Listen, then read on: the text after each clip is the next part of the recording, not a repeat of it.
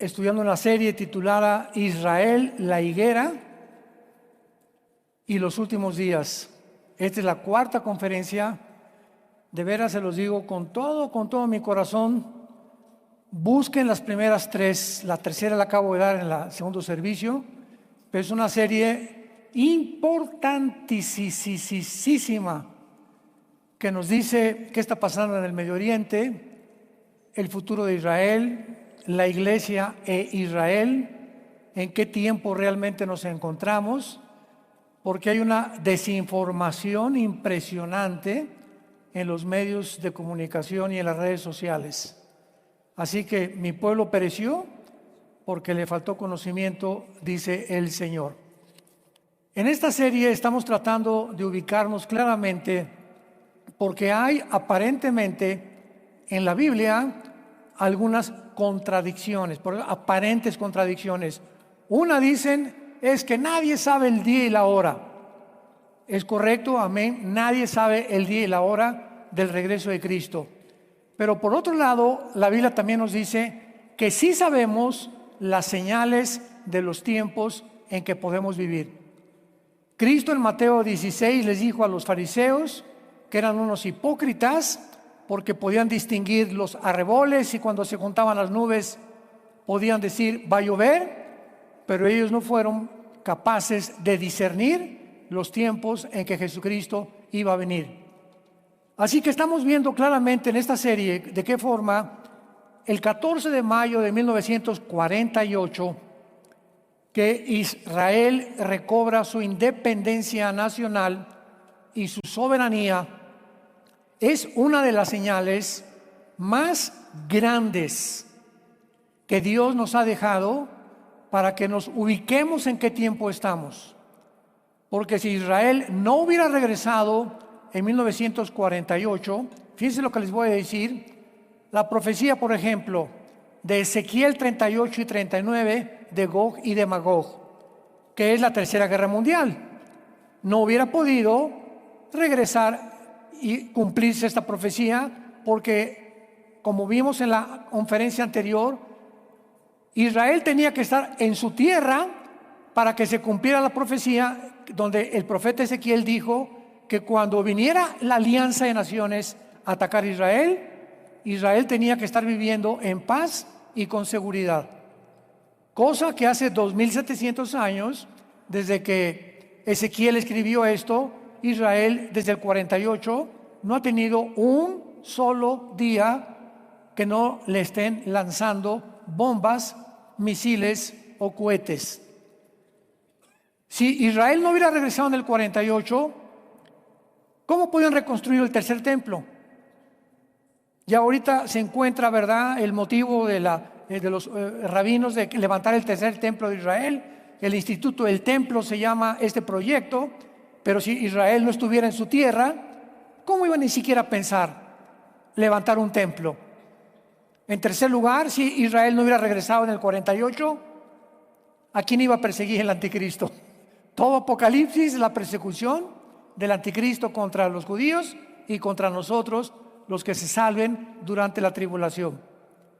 Así que no cabe duda que desde 1948, estamos hablando, ¿verdad?, aproximadamente de 75, 76 años ya, Israel ha vivido un tiempo de guerra tras guerra tras guerra. En el 48 los atacaron y ganaron.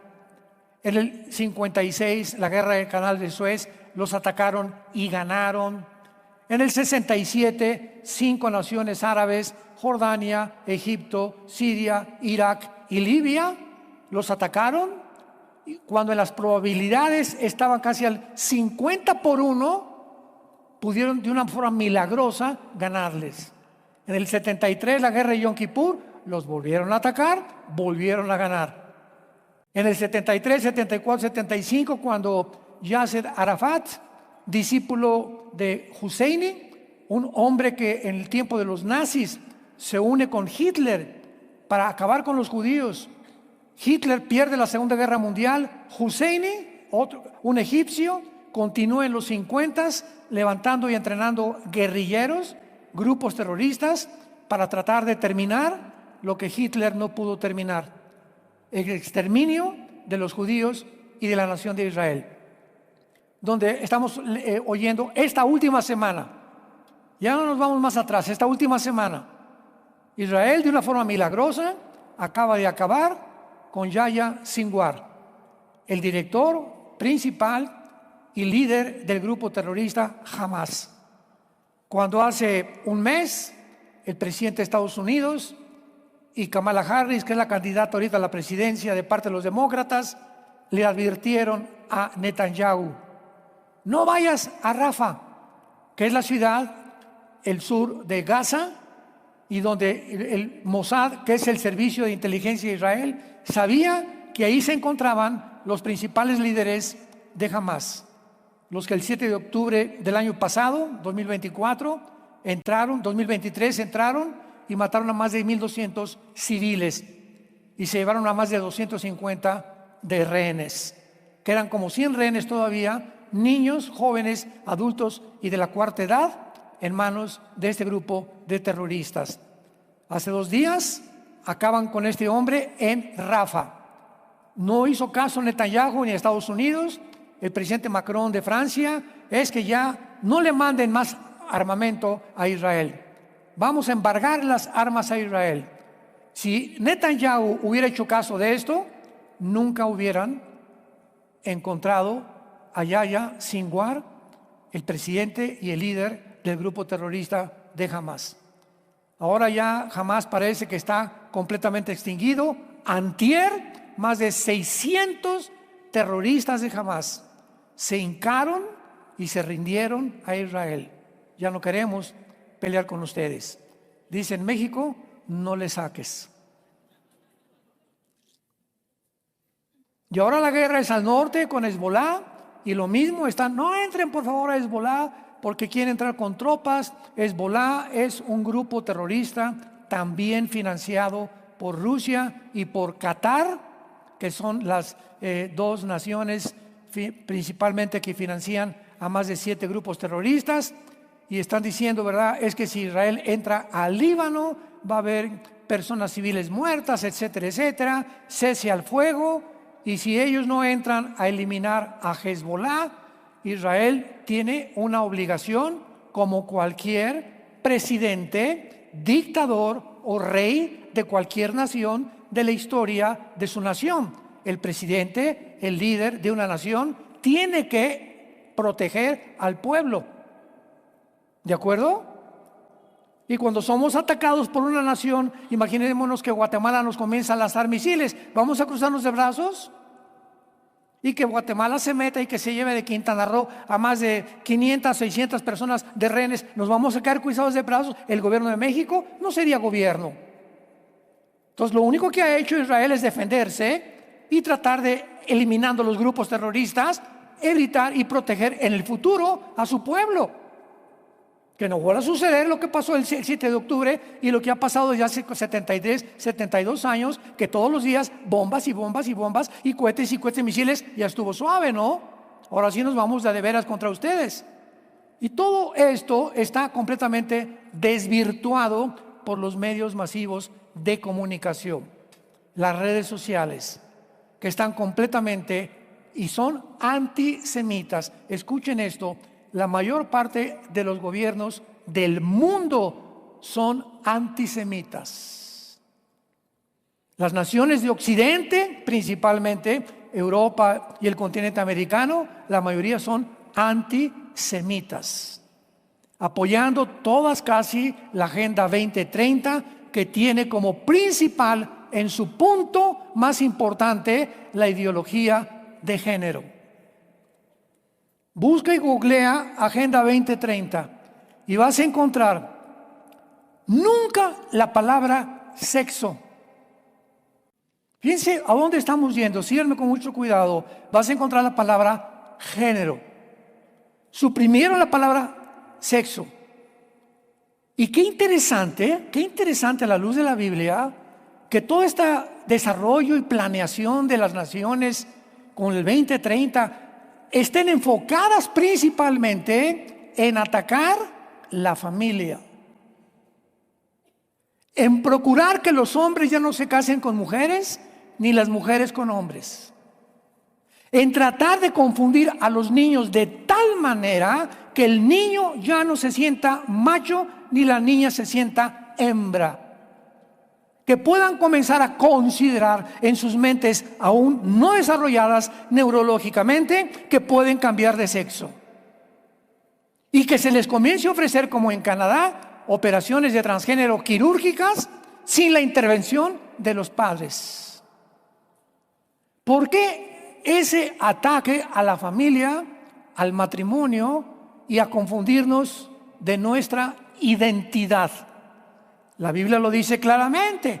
Si podemos considerar que estamos rodeados de un mundo invisible de tinieblas por el príncipe de las tinieblas, el padre de las mentiras, entonces el principal enemigo para el Satanás desde el principio de la creación, Génesis 3:15, la profecía a la mujer: de tu semilla herirás en la cabeza a la semilla de la mujer, y tú herirás a la semilla de la mujer en el talón.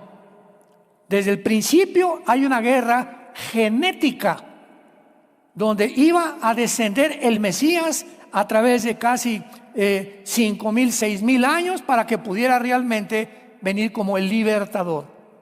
Y desde entonces el propósito de Satanás es robarnos nuestra identidad. Escucha esto. Fíjate la mala estrategia de este ser que se llama Satanás, el diablo, el dragón, el príncipe Belcebú, el príncipe de las tinieblas, el príncipe de este siglo, en fin, todos los títulos que se dan. ¿Recuerdan ustedes Daniel capítulo 1? ¿Cómo comienza Daniel capítulo 1? Bueno, un rey en Babilonia llamado Nabucodonosor va a Israel y se trae a Babilonia, que es Irak. Cuando veas Babilonia en el Antiguo Testamento es, y se refiere a lo que es ahora la moderna Irak. Irak, Siria y Líbano.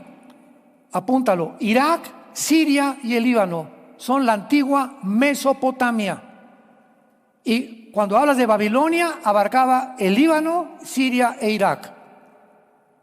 Y Nabucodonosor da una orden cuando encuentran a 4 jóvenes, entre ellos Daniel, para que inmediatamente los entrenen para estar en el palacio sirviendo. Pero antes, y aquí ya vemos satánicamente el propósito, tenían que desprogramarlos, borrarles su religión, sus tradiciones, sus costumbres, su lenguaje. Y ya que estuvieran desprogramados, poder el imperio babilónico satánicamente listo para poder usarlos una vez que hayan perdido su identidad. ¿Qué es lo que está sucediendo otra vez? ¿Por qué el diablo quiere hacerte pensar que no eres lo que Dios te creó? Porque el momento que un ser humano pierde su identidad, en ese momento pierdes la brújula de tu vida. Cuando ya no sabes qué eres,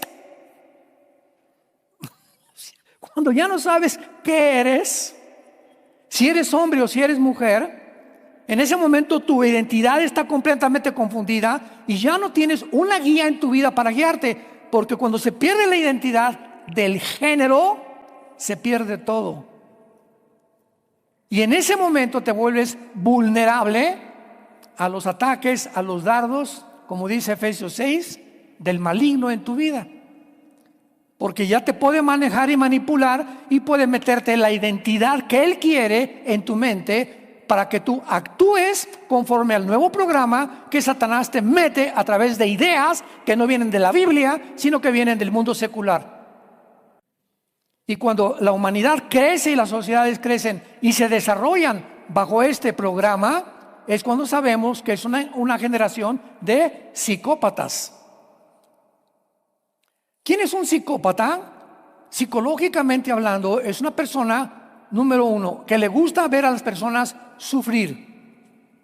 Por ejemplo, los nazis eran psicópatas porque les gustaba a la gente sufrir. El grupo de Hamás llegaron a los kibutz de Israel el pasado 7 de octubre del 2023 y entraron, y a los niños de 5 o 6 meses entraron a atacar, no a soldados.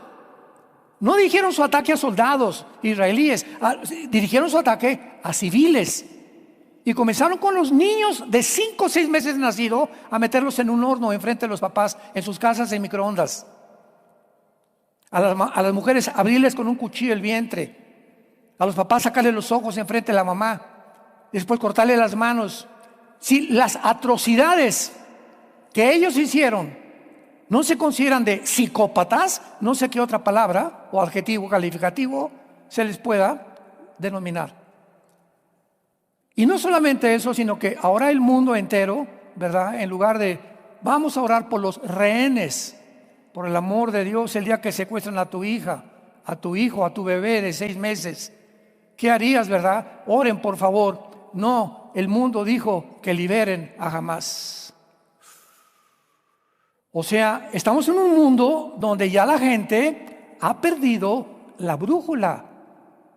Cuando llegan los estudiantes de la Universidad de Columbia, de Yale, de Princeton, de Oxford en Inglaterra, a desfilar en las calles, desde el mar hasta el río, ¿verdad? Libertad al mundo, a los palestinos, es cuando dices tú, ¿cómo pueden estudiantes se supone con un nivel académico para que estás en Harvard o en Columbia o en Boston o en Yale, pues tener una característica importante que es la inteligencia? No cualquiera estudia en estas universidades, pero ¿a qué grado están completamente tan desarticulados mentalmente, sin ninguna brújula, donde por un lado son muy inteligentes en cuanto a las materias y al conocimiento y a la filosofía, pero el otro lado de su cerebro está completamente desconectado de la realidad? ¿Es posible que haya seres humanos así? Que haya personas como Hitler, una mente impresionante de sabiduría, de conocimiento, de inteligencia. La red de inteligencia que hizo en Europa Occidental fue impresionante, y en Oriental también. Y la red que tenía en todo lo que él desarrolló, como los sistemas de servicio secreto por Himmler, impresionante. Pero ese hombre, al mismo tiempo que tenía un conocimiento y una sabiduría diabólica. Entonces vemos que hay personas que son muy, muy inteligentes, pero son completamente brutas, completamente incapaces de concebir el mundo como es el mundo. Y es cuando una persona, en el libro de Oseas, dice el profeta, son tortas no volteadas. O sea, yo agarro una hamburguesa y la pones a freír, para que me entiendan, y le fríes la mitad de la hamburguesa y la sacas sin que la voltees, y la otra mitad se fría también. Entonces, cuando me la sirves, por el amor de Dios, la volteo y digo, oye, está bien cocida aquí, pero por este lado está cruda. Bueno, esto fue un ejemplo que usó el Espíritu Santo para definir a muchos seres humanos. Son muy inteligentes y muy capaces, pero están crudos. Por ejemplo, en su casa, ¿cómo tratan a la esposa? ¿Cómo tratan a los hijos? Son adúlteros, borrachos, parranderos y jugadores, pero son presidentes de la compañía, y son presidentes de un país, y son diputados, y son senadores, y en su familia son completamente un asco. En cuestiones espirituales, de valores, de ética y de moral, están reprobadísimos. No conciben realmente el mundo como el mundo es. Y esta es una realidad que tenemos que luchar para evitarla, porque, vuelvo a repetir, el mundo ahora está lleno de antisemitas. Inclusive hay cristianos que se dicen cristianos y están en contra de Israel porque no entienden. Este es el propósito de esta serie. Yo preparé esta serie hace 6 años, tal vez, sin saber que íbamos a llegar a este punto donde tenía que comunicarle esto. Yo estuve guardando mis hojas y guardando, investigando, etcétera, etcétera, hasta que hace 4 o 5 meses me dijo el Señor, es la hora de compartir esto al mundo. Esta información es para este momento preciso en que estamos viviendo. Vemos nosotros también que también se inventaron falsas doctrinas con todo este movimiento de mentiras que hay en las redes sociales, etcétera, etcétera, que hicieron creer a los cristianos que Israel ya había sido desplazado por Dios y que la iglesia había tomado su lugar.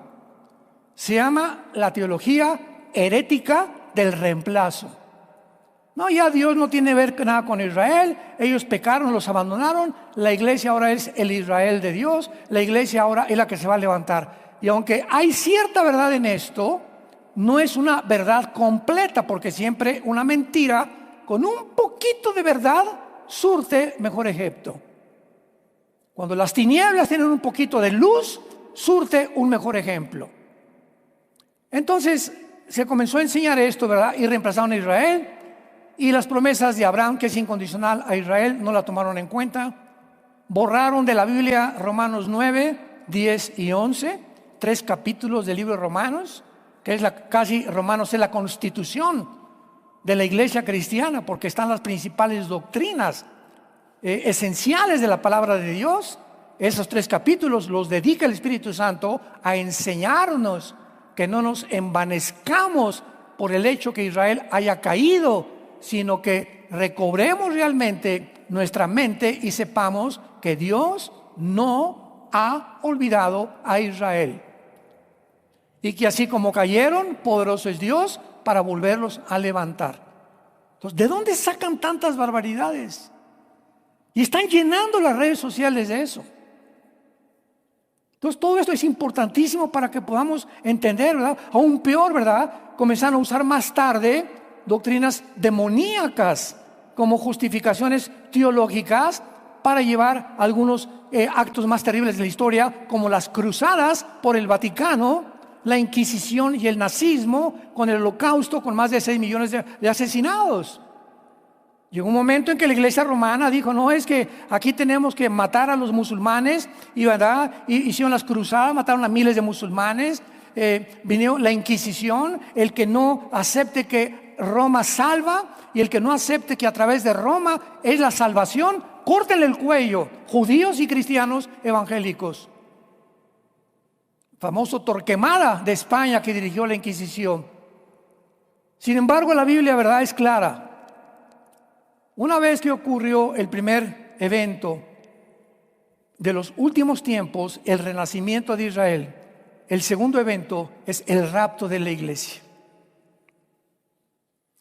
Y el diablo está tan consciente de eso, que así como ha tratado de manchar y de distorsionar, ¿verdad?, y de sacar completamente de su contexto el programa de Dios en la Biblia de Israel, ahora lo está haciendo con la iglesia. Y en los últimos meses me he encontrado opiniones y personas que me han dicho que el rapto, escuchen, ni siquiera existe en la Biblia. Ya no sé decir Jesús, María y José y el burrito que los acompaña. El rapto lo inventó un señor John Darby hace 2 siglos. Y de ahí él inventó la Biblia Scofield, que puso de moda el rapto de la iglesia. Cuando vamos al origen de la historia, Orígenes tertuliano y los padres de la iglesia creían en el rapto.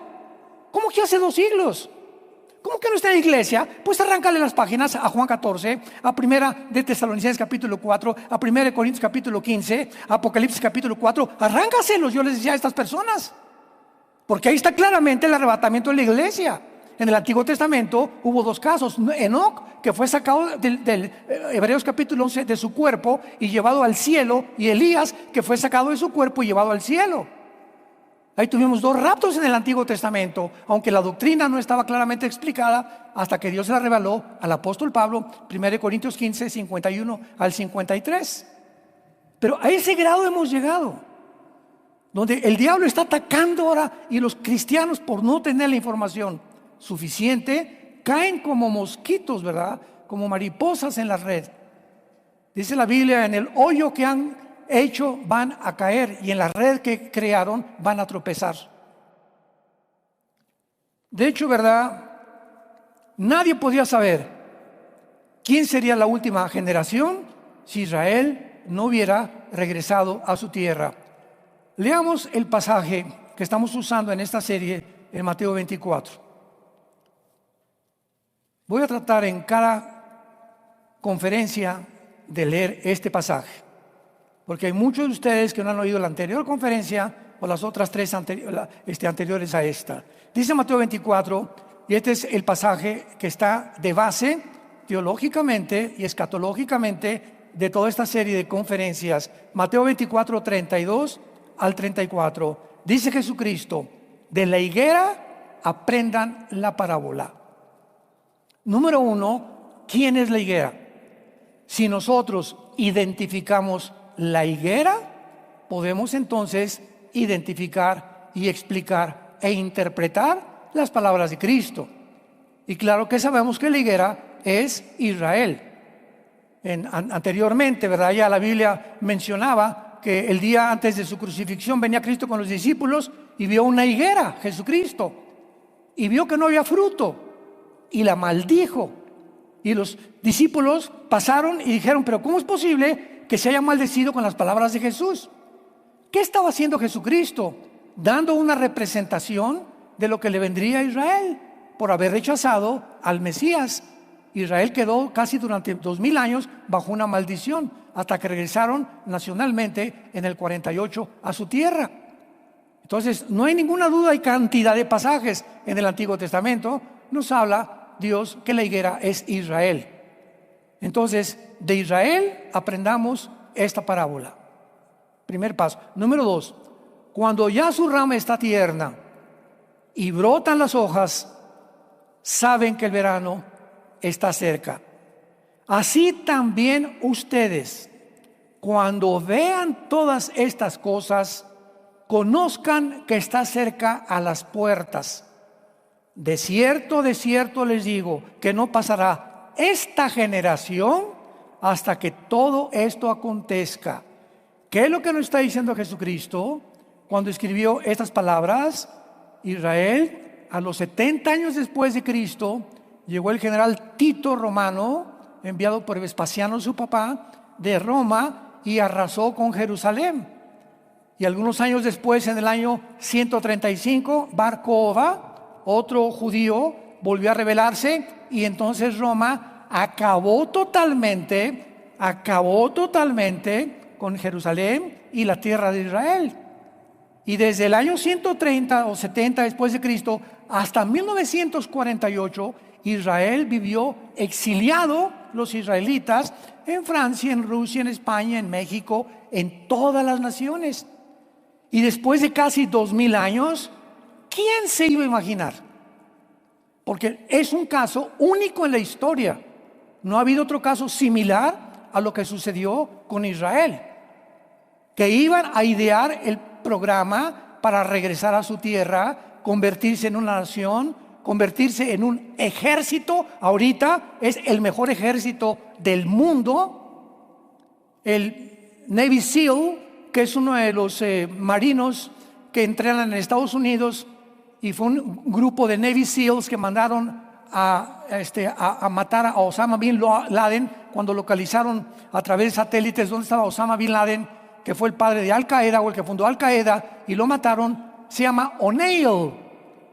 Y ayer acaba de dar una conferencia este ex Navy SEAL, él fue el que mató a Osama Bin Laden subiendo las escaleras de Osama Bin Laden. Se paró Osama Bin Laden y le disparó paz en la frente, y creo que también en el pecho. Murió inmediatamente Osama Bin Laden. Pues acaba de decir hace 3 días, Israel es el ejército más poderoso que he conocido, y es el mejor estratega militar en la guerra urbana que cualquier otro ejército haya tenido, porque es el primer ejército que, en primer lugar, nunca antes de entrar a un lugar les avisa a los civiles que se salgan del lugar. Y número 2, nunca ha habido un ejército hasta ahorita que luche contra otro ejército vestidos de civiles. Todas las guerras son, ¿verdad?, los americanos de verde, los alemanes de negro, o sea, todo ejército tiene un color en su uniforme. Pero aquí Israel se enfrenta con un ejército de guerrilleros urbanos en una ciudad donde entras y no sabes el que está con un saco, con un suéter, si debajo trae un R-15 o un AK-47. Entonces es el primer ejército en la historia que le enseña al mundo cómo pelear en una ciudad. Y de una forma paradójica, fue el sueño de Castro y del Che Guevara. Cuando Castro mandó al Che Guevara a Bolivia en el siglo pasado para continuar con la guerrilla urbana, fracasó completamente el Che. Y le comunicaron a Estados Unidos: oye, aquí está este señor que ustedes están buscando. Se fue con 6 o 7 soldados. Agarran al Che, lo matan, ¿verdad? Y termina el sueño de expandir la guerrilla urbana en Latinoamérica. Entonces nadie lo había logrado más que Israel hasta el siglo XXI. Que pueden entrar a una ciudad y en medio de los civiles, y por eso lo han acusado, toda la propaganda, mentiras, Israel ya a los de Gaza, y mataron a 30,000 y había niños, y después se investiga que los niños que murieron es porque en la casa de esos niños y de esa familia, los del grupo de Hamás habían puesto cohetes en las casas y en las escuelas primarias y en los hospitales. Este grupo, que ni siquiera le importa a su pueblo, los palestinos, pusieron cohetes en lugares para que Israel no los pudiera atacar y culpar cuando Israel los atacara de que eran genocidas. Y todo esto se lo traga el mundo, se lo cree el mundo. Impresionante, increíble, al grado que hemos llegado de desinformación y de credibilidad de un mundo dominado por el padre de las mentiras, que es Satanás. El otro día, hace como 3 o 4 días, hubo una entrevista. Una señora que se llama Adela Micha, que es judía, entrevistó a un historiador. Buenísima entrevista. Y ella le pregunta al historiador: he oído pocos historiadores como este muchacho, también informados sobre el Medio Oriente en toda mi vida como él, la información que él tiene. Y cuando ella le estaba preguntando acerca de esto, ¿verdad? Le estaba preguntando: pero ¿cómo es posible que Israel pueda no perder? O sea, en el 48 ganaron, en el 56 ganaron, en el 67 ganaron, y no han podido acabar con ellos. Estamos hablando de 30, 40 millones de naciones alrededor de él que juran exterminarlo. ¿Qué es lo que está detrás de esto? Bueno, cuando ya la historia, ¿verdad?, no puede dar una respuesta más que, bueno, es el mejor ejército, nosotros tenemos una respuesta, simplemente es porque tienen a Dios de su lado. ¿Qué significa la palabra Israel? ¿Se acuerdan cuando le cambió Dios a Jacob el nombre? Que luchó con un ángel, que le dijo Dios: ahora tu nombre es Yisrael, que significa el que lucha al lado de Dios. Y por eso ahora Romanos capítulo 2 y Romanos capítulo 4 y Romanos capítulo 9, 10 y 11 nos llaman a nosotros, que fuimos injertados en la iglesia en el olivo que es Israel.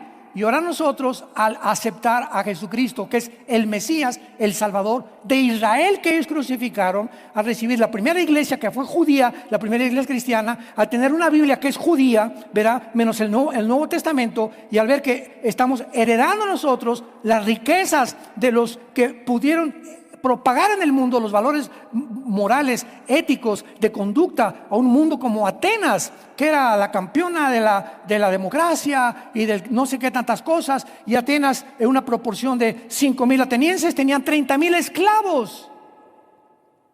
Y en aquel mundo tú era eso, era un aprovechamiento de eso. Y llega el Antiguo Testamento y la Torá, y llega la Biblia y entra al mundo occidental, y los occidentales se espantan porque la Biblia va en contra de eso, de la esclavitud. Los esclavos de la Biblia eran siervos. Es como tu muchacha que trabaja contigo y le das un salario, pero no eres esclavo, porque la palabra doulos en el griego significa el que atiende al otro.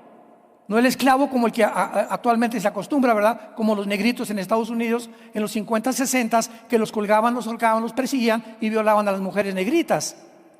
Entonces viene todo este conocimiento que revolucionó el pensamiento de las naciones occidentales, y Occidente comienza a cambiar. Y le comienza a dar a Occidente la prioridad a la familia, al matrimonio, a los hijos. Los gobiernos, algunos comienzan a ser revolucionados, como Estados Unidos. Estados Unidos se formó con la Biblia Desde 1776 que hicieron la Constitución de Estados Unidos. ¿Quiénes formaron Estados Unidos en el siglo XVI-XVII? Los peregrinos cristianos que venían huyendo de la persecución de Roma en Europa y llegaron a Rhode Island, a lo que es ahorita toda esa península, ¿verdad?, del lado oriental de Estados Unidos, a Virginia, es el estado de Virginia, y llegaron con la Biblia en la mano los que llegaron a fundar Estados Unidos. Y hasta ahorita, ¿verdad? Yo creo que ya el año que entra, si no sale Trump, van a jurar sobre la Biblia del Mormón o sobre el Corán.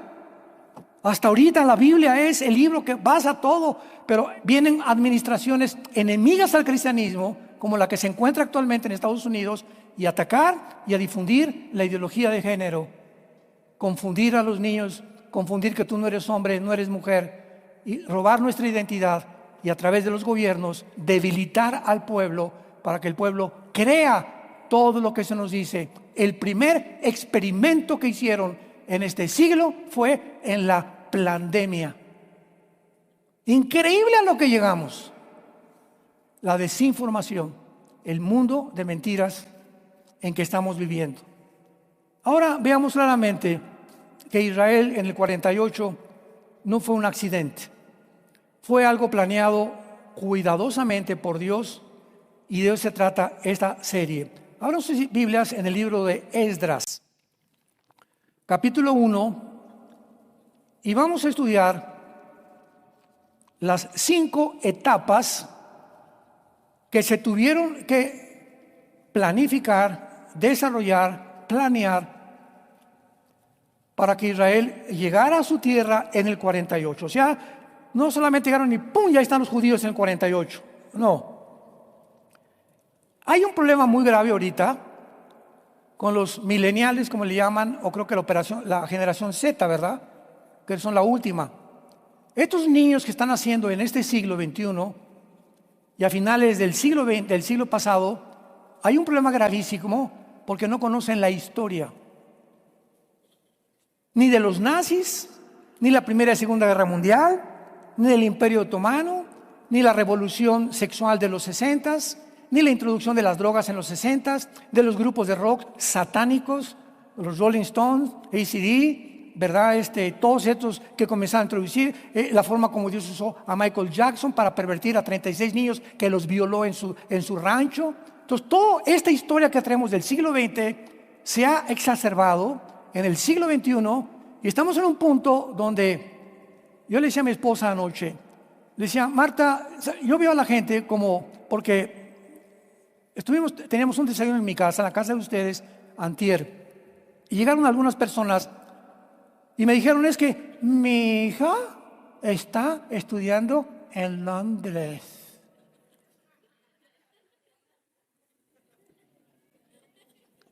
Pirrulis. O sea, conversaciones tan vacías y tan vanas, ¿no? Y le dije a mi esposa: oye, ¿no le has platicado aquí a la mamá, a tu amiga, que se supone que es cristiana la mamá, que Londres se encuentra ahorita en manos completamente de los musulmanes radicales? Que 53 naciones de Inglaterra estén en manos y dirigidas por musulmanes. Que está el índice más grande que hay de crímenes de violencia y violaciones en Inglaterra actualmente. Y ella dijo: no, es que mi hija no se mete con los musulmanes. Le dije: mire, señora, el mundo está así, cada quien nos metemos en una burbuja, y lo podemos hacer, ¿verdad?, donde yo me puedo ir a un rancho y olvidarme de lo que está pasando en el mundo. No hay ningún problema, ni lo que pasa en México, ni por aquí, por allá.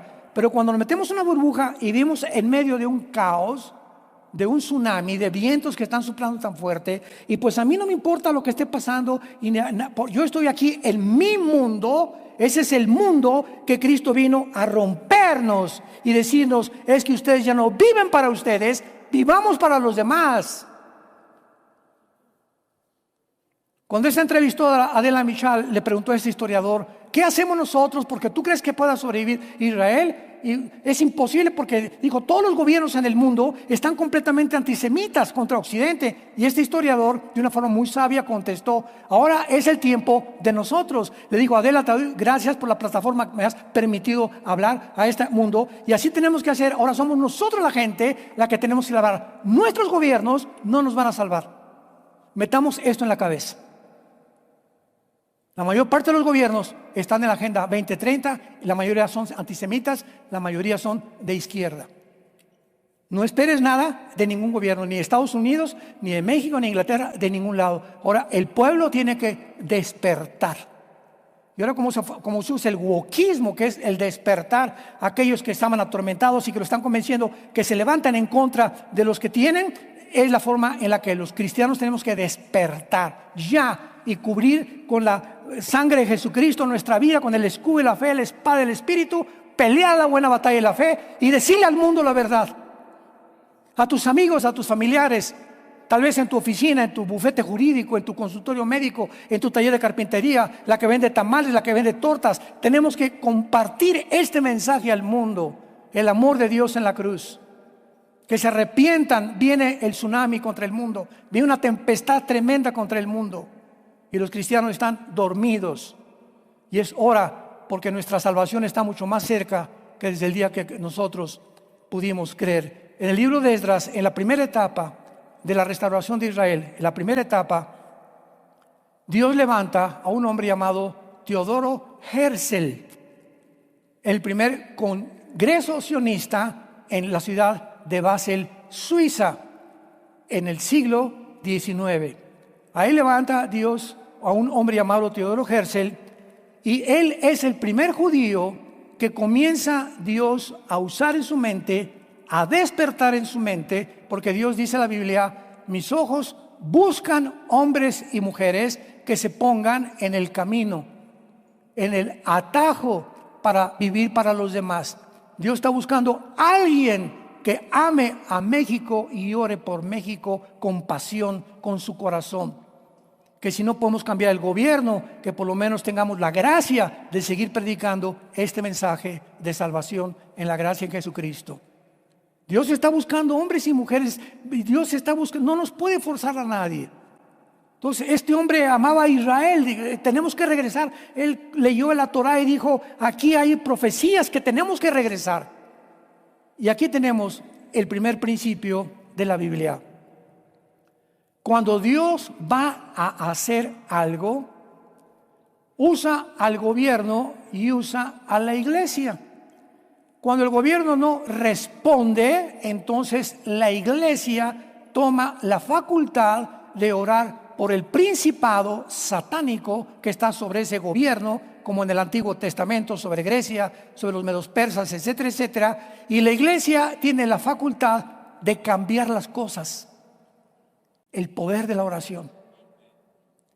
No se puede cambiar nada en el mundo. Repito, los gobiernos, no esperes nada de ningún gobierno, porque no hay ningún gobierno perfecto. Como decía Winston Churchill, la democracia es de los mejorcitos, pero no es el mejor. ¿Por qué? Porque somos humanos. O sea, ¿qué humano puede inventar, desarrollar una ideología de gobierno que funcione? Hasta ahorita ninguno ha funcionado. Ahorita tenemos pocos gobernantes como el de El Salvador, ¿verdad? De Bukele, Milei en Argentina, que están haciendo cambios radicales en sus gobiernos y que tenemos que orar por ellos. Pero son contados con los dedos de la mano. En Panamá tal vez, en Paraguay tal vez, ¿verdad? En Hungría es un valiente, el primer ministro de Hungría también. Aquí no va a entrar ningún musulmán radical, aquí se va a respetar la Biblia, etcétera, etcétera. Son contados de la mano ya, de las casi 200 naciones que están poblando el mundo actualmente. Y en Esdras encontramos este principio. En el primer año de Ciro, rey de Persia, para que se cumpliera la palabra de Jehová. Vean ustedes cómo para que se cumpla la palabra, Dios actúa. Pero el que no conoce la palabra de Dios no puede hacer que se cumpla la palabra de Dios. Para que se cumpliera la palabra de Dios, despertó Jehová el espíritu de Ciro, rey de Persia, que es actualmente Irán. Y Ciro no era cristiano. Entonces Dios despierta el espíritu de un gobernante. ¿Y qué hizo el rey de Persia? Hizo pregonar por escrito por todo el reino, diciendo: así ha dicho Ciro, rey de Persia: Jehová, el Dios de los cielos, me ha dado todos los reinos de la tierra y me ha mandado que edifique casa en Jerusalén, que está en Judá. Dios quería levantar ya a su casa, su templo, su ciudad de Jerusalén, y comenzó con un gobierno. Y una vez que despertó al gobierno, se fue entonces ahora con su pueblo. Versículo 4 y 5. Versículo 5. Entonces se levantaron los jefes de las casas paternas de Judá y Benjamín, los sacerdotes y levitas, todos aquellos cuyo espíritu había despertado Dios para subir a edificar la casa de Jehová, la cual está en Jerusalén. Dios tuvo primero que despertar a Teodoro Herzl, y al mismo tiempo despertó el espíritu en Inglaterra. Y cuando Teodoro Herzl hizo la primera propuesta al gobierno de Inglaterra, que era justo que Israel regresara a su tierra, se hizo lo que se conoce como la Declaración Balfour, que quedó pendiente desde casi 1920 hasta que finalmente hicieron caso, y ya en el 45, ¿verdad?, permitió en la Liga de Naciones que Israel regresara a su tierra. Pero en la primera etapa, Dios siempre prepara hombres y mujeres. ¿Se acuerdan en el libro de Santiago, la oración del justo puede mucho? Elías oró y 3 años y medio no llovió. Y él era un hombre sujeto a pasiones, igual que tú, igual que yo. No tenemos la mínima idea del poder que Dios ha puesto en nuestras vidas cuando somos hombres y mujeres de oración. Cuando Dios ve a un hombre junto a su cama en las mañanas siempre, o a las 3, 4 de la mañana, a una mujer hincada o sentada, no importa la posición que tengas, para orar, intercediendo por su esposo, por sus hijos, por su trabajo, Dios va a abrir las puertas de los cielos y no te imaginas las bendiciones que va a derramar sobre tu vida y tu familia. No te imaginas. Pero sin fe es imposible agradar a Dios. Y esta fue la forma como inició el despertamiento de Israel. Lo seguiremos viendo en las siguientes conferencias. Inclinemos nuestra cabeza y digámosle a Dios en este momento.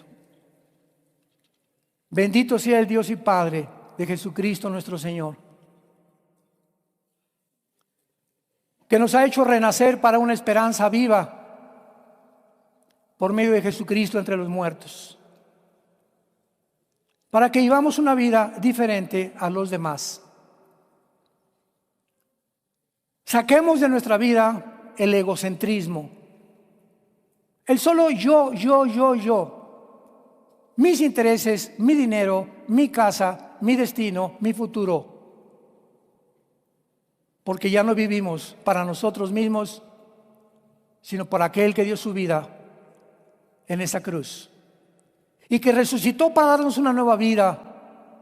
Y comencemos a interceder ya y a preocuparnos no solamente por nosotros, sino por un mundo necesitado, un mundo que se encuentra a la orilla de un abismo, un mundo que clama, gente estresada, angustiada, incierta del futuro. ¿Qué pasará si cae el dólar? ¿Qué pasará si sube el petróleo? ¿Qué pasará si me quedo sin trabajo? ¿Qué pasará si tengo una enfermedad? En mí tendrán paz, dijo el Señor. Mi paz les dejo, mi paz les doy. No tengan miedo, mi pequeña manada.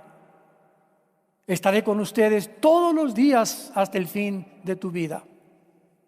Ningún arma forjada contra ti prosperará. Dios condenará toda lengua que se levante contra ti en juicio, porque nuestra salvación no viene de gobierno, no viene de humanos, no viene de nadie, más que del Dios de la Biblia, que hizo los cielos y la tierra, para mostrarnos a través de Israel que Él es fiel en sus pactos y que si Él fue fiel con Israel, mucho más será con la iglesia que su Hijo ganó mediante el derramamiento de su propia sangre. El que no escatimó a su Hijo, ¿cómo no nos dará todas las cosas si nosotros se las pedimos? Abre tu corazón en esta mañana y dile: Señor mío y Dios mío, perdona mis pecados. Creo que en la cruz pagaste por ellos con tu sangre preciosa. Ya no quiero ser igual. Ya no quiero vivir solamente para mí. Ahora tú me estás haciendo un llamado. ¿Cómo le dijiste a Abraham? Deja a tu padre y tu parentela y obedece el llamado que te estoy haciendo. Y la Biblia dice que Abraham salió sin saber a dónde iba. Esa es la fe. No necesitamos que nos explique Dios muchas cosas, simplemente nos está diciendo, los necesito. Sí, nos necesita Dios, porque Él usa instrumentos. Y dile, Padre, entra a mi corazón, creo que resucitaste de los muertos y dame la vida eterna, el perdón de mis pecados, porque te amo, Jesús. Te quiero seguir y darte gracias por tan grande salvación. Amén. Los cielos pasarán y la tierra permanecerá. Los cielos pasarán y mis palabras irán a través de todo el mundo. Es la promesa de Dios para que mi palabra permanezca en los corazones de todos ustedes que Dios nos ha llamado. Y nuestra oración es que ustedes permanezcan firmes en la esperanza hasta el fin en la que Dios nos ha llamado. Y que tengan esa paz que sobrepasa todo entendimiento y más que nunca. Y no te olvides hoy tal vez de hablarle a alguien de lo que hizo Jesucristo en tu vida, porque el Espíritu Santo nos fue dado para que seamos testigos. Hechos 1:8, no para que te encierres y tengas amigos y amigas y familiares y nunca les hables de Cristo. Se podría dudar que tienes a Cristo, porque el Espíritu que Dios nos ha dado no es un espíritu de cobardía, es un espíritu para ir en contra de la marea. Por eso nos dicen muchos que somos como salmones, porque el salmón es el único pez que nada en contra de la corriente. ¿Tú vas con la corriente o vas en contra de la corriente? Ahí examínate de qué lado estás. Que tengan mucha paz.